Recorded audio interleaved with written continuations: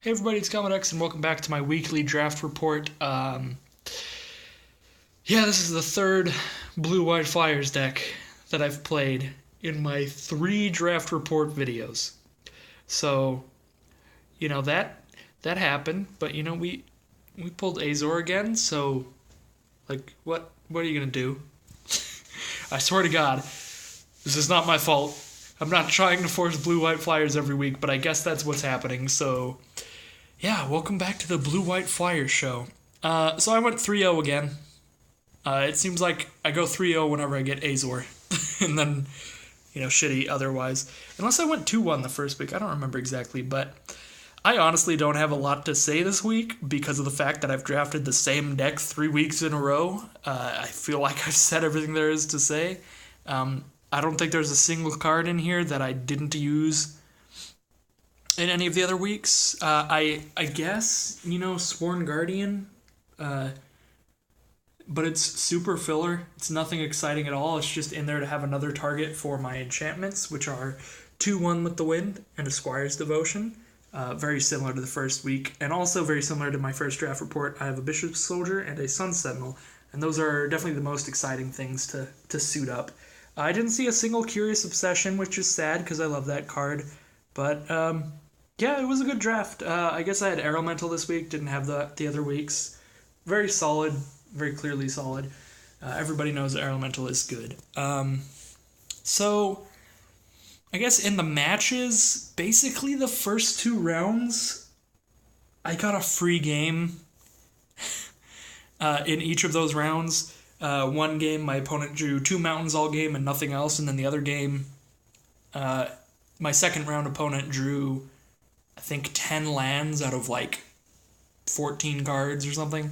So, yeah, I had 2 giveaway games, but other than that, the strategy is very simple as usual. It's just to suit up something with the One with the Wind or just have some kind of flyer and just get rid of everything that they have that can possibly block flyers. That's basically all the removal's for. You don't even care about their threats.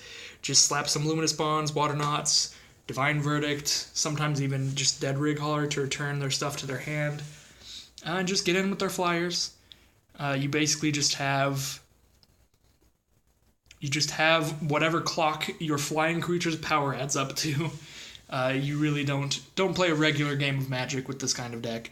So yeah, not much to say. I guess one thing worth noting: the 3 toughness creatures underperformed this week, but I still think they're pretty good. It's just every opponent I played tended to have 3 power creatures, stuff like the 3/3 Menace Pirate, the Headstrong Brute is what it's called, and the Razor, the white and colorless 3/1 dinosaur. I don't remember its name exactly. So yeah, the 0/3s rarely blocked, which was unfortunate, as well as the 1/3. I did side out the 1/3 several times for a Spell Pierce or Negate. So I guess we'll go over the sideboard now. What I had was Spell Pierce. I brought in once. Sea Legs, I never brought it in. Negate, I didn't bring in once. I probably, looking back at it, should have sided in the Negate instead of the Spell Pierce because of the way that the game went, but I don't know which is actually better. I have not played with either of them enough to really know. But then I had Famished Paladin, which I was really interested in possibly running in the main deck. I think I probably would have if I had more Squire's Devotion, because my only life gain is on the Bishop Soldier. Martyr of Dusk puts a 1/1 vampire token into play, and the Squire's Devotion, and then I guess technically Azor, but if he's attacking to where I can gain life, I'm dead anyway. So yeah, I had 4 ways to untap this guy. I was mainly interested in possibly running him because I think that this guy with Squire's Devotion on him is just a sick combo. He just becomes, 4/4 lifelink vigilance. But I don't know, just with the 1 Squire's Devotion, don't think he's worth it. Definitely, if you have a deck with 3 Squire's Devotion somehow, I think this guy could be the nuts. I think that's where he would shine the most. I got a single Legion's Conquistador, so obviously not going to play that. I got a Cleansing Ray, never played against a Vampire player, and didn't play against very many enchantments because I took most of the good ones. And then I did, this was a bit weird. I opened a Hostage Taker in my 3rd pack, but I didn't get any Evolving Wilds or Traveler's Amulets in the first 2 packs.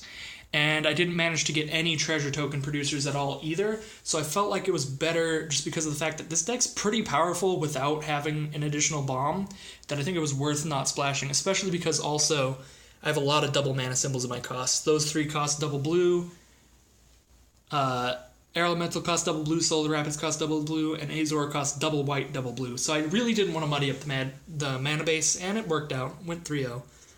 So I think it was the right decision. The other thing, I did get a Deadeye Plunderers late in the third pack as well, but that again would have been towards the splash, and I feel like Deadeye Plunderers is not the greatest on the splash, even though it's a very strong card.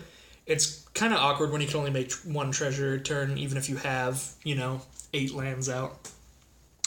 And then everything else in here is kind of just hate drafts. Just stuff that I picked when there was absolutely nothing in the pack I would have wanted.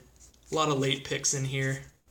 So yeah, that was the deck. 3-0 White-Blue Flyers. Hopefully next week I don't have to draft the same deck for the 4th draft report in a row. But I will see you then, and we'll certainly find out if the White-Blue Flyer streak will finally end. Thanks for watching. Bye.